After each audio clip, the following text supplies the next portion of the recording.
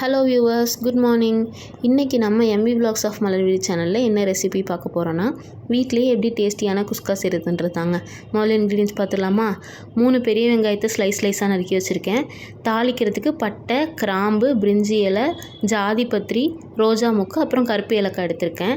ஒரு பெரிய துண்டு இஞ்சி, 10 பல் பூண்டு, 4 பச்சை மிளகா, 2 பெரிய சைஸ் தக்காளியை நறுக்கி எடுத்திருக்கேன். தாளிக்கிறதுக்கு ஒரு கிண்ணம் நெய் எடுத்துட்டேன். அப்புறம் 1 கப் தயிர் எடுத்திருக்கேன். மசாலாவுக்கு வந்துட்டு 2 ஸ்பூன் மிளகாத்தூள், 1 ஸ்பூன் மல்லித்தூள், 1 ஸ்பூன் கரம் மசாலா எடுத்திருக்கேன். அப்புறம் இன்றைக்கி பாஸ்மதி அரிசியில் தான் செய்ய போகிறோம். அதனால் 2 டம்ளர் பாஸ்மதி அரிசியை நல்லா தண்ணியில் ஊற வச்சுக்கிறேன். பாஸ்மதி அரிசியை பொறுத்த வரைக்கும் நீங்கள் சமைக்கிறதுக்கு முன்னாடி ஒரு 1/2 அன் ஹவர் ஊற வச்சிட்டிங்கன்னா சாப்பாடு நல்லா வெந்து வரும்.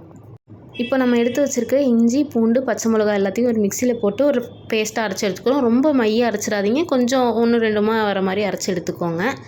அடுத்து ஒரு பாத்திரம் வச்சு அதில் நான் நெய் எடுத்துக்கிறேன். தாளிக்கிறதுக்கு நான் ஃபுல்லாக நெய் ஊற்றிருக்கேன். நீங்கள் பாதி நெய் பாதி எண்ணெய்னு எடுத்துக்கலாம். அதாவது 2 கரண்டி எண்ணெய், 2 கரண்டி நெய்ன்னு எடுத்துக்கலாம். இப்போ நெய் காஞ்சிருச்சு. உடனே இந்த வச்சுருக்கிற ட்ரை ஸ்பைசஸ் எல்லாத்தையும் போட்டேன். அதை நல்லா வதக்கிக்கோங்க. இது நல்லா கொஞ்சம் பொரிஞ்சு வந்ததுக்கப்புறம் நம்ம கட் பண்ணி வச்சுருக்க வெங்காயத்தை எடுத்து போட்டுக்கலாம். வெங்காயத்தை போட்டதுக்கப்புறம் கைவிடாமல் வதக்குங்க. அப்போ தான் அது அடி பிடிக்காமல் கலர் கோல்டன் கலரில் மாறி எதெல்லாம் பிரிஞ்சு வரும்.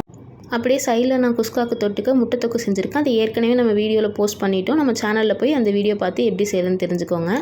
இப்போ வெங்காயத்தை நல்லா வதக்கியாச்சு. அது நல்லா பிரிஞ்சு வருது பாருங்கள். இன்னும் கொஞ்சம் கோல்டன் ப்ரௌன் கலரில் மாறிடுச்சுன்னா போதும். நம்ம அடுத்து தக்காளி போட்டுக்கலாம். இப்போ நல்லா வதங்கிருச்சு. அடுத்து நம்ம கட் பண்ணி வச்சுருக்க தக்காளி எடுத்து இதில் போட்டுக்கலாம். தக்காளி போட்டதுக்கப்புறம் நல்லா மிக்ஸ் பண்ணி விடுங்க. அந்த தக்காளியும் நல்லா வெந்து சுருண்டு போய் வரணும். இப்போ பாருங்களேன், தக்காளி நல்லா வெந்துருச்சுல்ல. இந்த மாதிரி வர அளவுக்கு நல்லா கைவிடாமல் கிளறிக்கோங்க. இந்த மாதிரி வந்ததுக்கப்புறம் அடுத்து என்ன பண்ண போகிறோன்னா, நம்ம அந்த பேஸ்ட் அரைச்சி வச்சுருக்கோம் இல்லைங்களா, இஞ்சி, பூண்டு, பச்சை மிளகாலாம் போட்டு அதை இதில் ஆட் பண்ணிக்க போகிறோம். பச்சை மிளகா முழுசாக போடுறத விட நீங்கள் இந்த மாதிரி ஆட் பண்ணிட்டாலும் நல்லா தான் இருக்கும். நீங்கள் இஞ்சி பூண்டை சேர்த்ததுக்கப்புறம் அது கீழே பிடிக்க ஆரம்பிச்சிடும். அதனால் நீங்கள் அதை கரெக்டாக பார்த்து கிளறி விட்டுக்கோங்க, இல்லைனா அடி பிடிச்சிரும். அதை போட்டு நல்லா மிக்ஸ் பண்ணதுக்கப்புறம் 1 கப் தயிர் எடுத்து வச்சுருந்தோம் இல்லைங்களா, அதையும் இதிலே ஊற்றி நல்லா கலந்து விட்டுக்கோங்க. கொஞ்சம் நேரம் அப்படியே லோ ஃப்ளேமில் வச்சு கிளறினீங்க இந்த மாதிரி கொஞ்சம் தண்ணியாக வந்துடும். தயிர் நல்லா இதாகிட்டு வந்துடும். அதுக்கப்புறம் நம்ம எடுத்து வச்சுருக்க மிளகாத்தூள், மல்லித்தூள், கரம் மசாலா எடுத்து வச்சுருந்தோம் இல்லைங்களா, அதையும் இதில் போட்டு நல்லா கிளறி விட்டுக்கோங்க. மொத்தமாக எல்லாம் மிக்ஸ் ஆகி ஒரு பைண்டிங்காக வரணும். அந்த மாதிரி கிளறி விட்டுக்கோங்க. மசாலா ஒரே இடத்துல தங்கிற போது இந்த மாதிரி கிளறினதுக்கப்புறம் தண்ணி ஊற்றிக்கலாம்.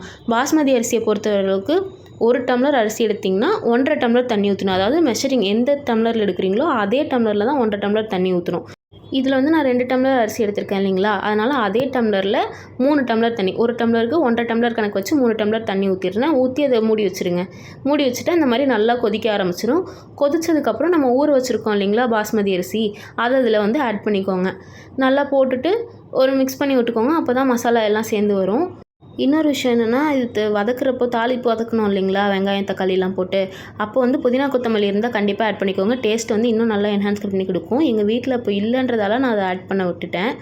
இப்போது சாப்பாட்டுக்கு தேவையான உப்பை ஆட் பண்ணி கொஞ்சம் கிளறி விட்டு மூடிடுங்க. அதோ முட்டை தொக்கு சைடில் ரெடி ஆகிடுச்சு. அப்படியே தொட்டுக்க சைட்லேயே ரெடி பண்ணிவிட்டு அதுக்கு தனியாக டைம் எடுக்க வேண்டான்னு. ஆல்ரெடி முட்டை தொக்கு வீடியோ நம்ம அப்லோட் பண்ணியாச்சு. நம்ம சேனல்லே இருக்குது. கீழே டிஸ்கிரிப்ஷனில் கொடுக்குறேன். வீடியோ பார்க்காதவங்க போய் பாருங்கள். இதோ பாருங்களேன், நம்ம உப்பு போட்டு நல்லா மிக்ஸ் பண்ணி விட்டு மூடி வச்சுருந்தோம்ல. இப்போ நம்ம குஸ்கா ரெடி ஆகிடுச்சு. நல்லா அரிசியெல்லாம் கரெக்டாக வெந்து வந்திருக்கு. எல்லாம் மசாலாவோட மிக்ஸ் ஆகி பர்ஃபெக்டாக வந்திருக்கு. இதை ஒரு 5 மினிட்ஸ் இல்லைனா 10 மினிட்ஸ் அடுப்பை ஆஃப் பண்ணிவிட்டு நீங்கள் அப்படியே மூடி வச்சிங்கன்னா நல்லா அந்த மசாலாலாம் உள்ள சாப்பாட்டுக்குள்ளே இன்னும் இறங்கிரும். நீங்கள் வீட்டிலையே தம் வைக்கிறதுனாலும் வைக்கலாம். நாங்கள் எப்போவுமே தம் வைக்க மாட்டோம். இந்த மாதிரி விட்டுருவோம். அவ்வளோதான், ரெடி ஆகிடுச்சு. ஒரு 10 மினிட்ஸ் கழித்து சர்வ் பண்ணிடலாம். இதில் பார்த்தீங்கன்னா தெரியும், அரிசி அந்த 10 மினிட்ஸ் நல்லா புழுங்க விட்டு எடுத்ததுக்கப்புறம் ஒன்றோட ஒன்று ஒட்டாமல் உதிரியாக முழுசாக உடையாமல் வெந்து வந்திருக்கு. டேஸ்ட் அண்ட் டெக்ஸ்சர் எல்லாமே சூப்பராக இருந்தது. தொட்டுக்கிறதுக்கு ரைத்தா, முட்டை கிரேவியோடு நான் சர்வ் பண்ணியிருக்கேன். நீங்களும் இதே மாதிரி செஞ்சு சாப்பிட்டு பார்த்துட்டு எப்படி இருக்குன்னு கமெண்ட் பண்ணுங்கள். தேங்க்யூ.